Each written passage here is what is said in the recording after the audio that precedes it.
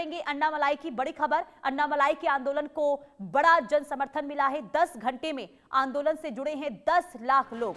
अन्नामलाई ने समर्थकों का आभार जताया है, आंदोलन को बताया साझा मिशन की ताकत। तो तमिलनाडु की राजनीति से ये बड़ी खबर आपको बता दे, बीजेपी के पूर्व नेता हैं और पूर्व प्रदेश अध्यक्ष के अन्नामलाई, जिन्होंने दावा यह किया है कि उनके राजनीतिक आंदोलन ने महज 10 घंटे के भीतर 10 लाख पंजीकरण का आंकड़ा पार कर लिया है। अन्नामलाई ने इसे एक ऐतिहासिक उपलब्धि बताते हुए कहा कि यह प्रतिक्रिया उनके आंदोलन के प्रति लोगों के बढ़ते विश्वास और साझा लक्ष्य की ताकत को दर्शाती है। उन्होंने इस आंदोलन से जुड़ने वाले सभी लोगों का आभार व्यक्त करते हुए कहा कि हर उस व्यक्ति का धन्यवाद जिसने इस मिशन पर भरोसा जताया है। अन्नामलाई के अनुसार यह सिर्फ एक राजनीतिक अभियान नहीं है, बल्कि एक व्यापक जन आंदोलन का स्वरूप भी ले रहा है। इतनी कम अवधि में बड़ी संख्या में लोगों ने जुड़ने के दावे ने राजनीतिक हलकों में भी चर्चा तेज कर दी है। संजय शर्मा तमाम जानकारी के साथ जुड़ चुके हैं। संजय जी, कल इस्तीफा, नई पार्टी का ऐलान और इसके बाद जो जन समर्थन यहां पर मिला है, ये तस्वीर क्या बता रही है अन्नामलाई के लिए? देखिए, लंबा रास्ता है, लंबा संघर्ष करना पड़ेगा अन्नामलाई को, क्योंकि अभी अभी विधानसभा चुनाव खत्म हुए हैं। तो अगले विधानसभा चुनाव के लिए उनको पूरे 5 साल का इंतजार करना पड़ेगा। 5 साल लंबा समय होता है, लेकिन क्या वो अपनी स्वतंत्र आइडेंटिटी बना के रख पाएंगे, ये देखना होगा। क्योंकि उन पर यह आरोप भी लग रहा है कि कहीं ना कहीं बीजेपी से उनकी अंदर खाते मिलीभगत से ये काम हो रहा है।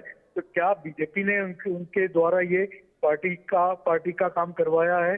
क्या बीजेपी के एजेंडे पे काम करेंगे, या फिर वो सेपरेट अपनी अलग आइडेंटिटी बना करके कायम रख करके काम कर पाएंगे? तो ये देखना होगा। अभी लंबा समय है, अभी संघर्ष लंबा करना होगा, क्योंकि इस समय विजय सरकार बना चुके हैं, उनकी सरकार चलने वाली है पूरे 5 साल।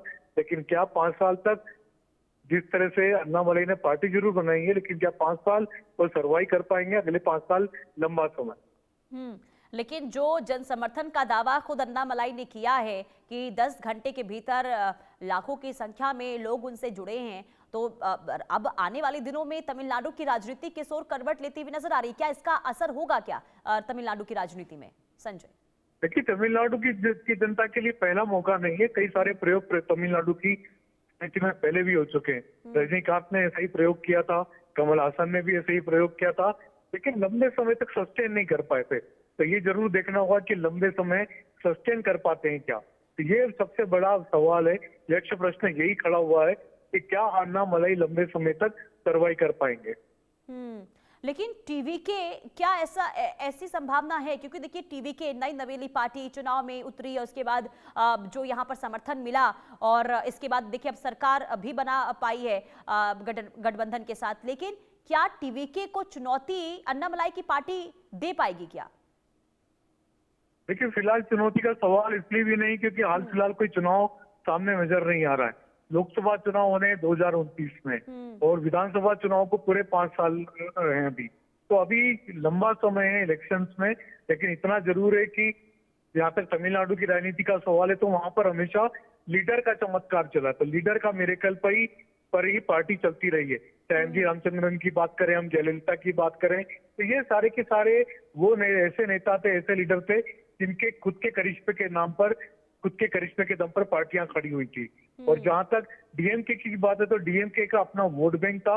उसने जिस तरह से दलित राजनीति की, वोट बैंक की राजनीति करी, उसको बेनिफिट मिला था, फायदा मिला था। लेकिन उस राजनीति को क्या तोड़ पाएंगे अन्नामलाई, ये देखना होगा। क्योंकि उसके पास में ओबीसी वोट बैंक तो है, लेकिन क्या दलित वोट बैंक में भी सेंध लगा पाएंगे? तमिलनाडु की राजनीति के लिए सबसे बड़ी जो बात है वो है सामाजिक इक्वेशन को तोड़ना। तो क्या सोशल इंजीनियरिंग का काम, बड़ा काम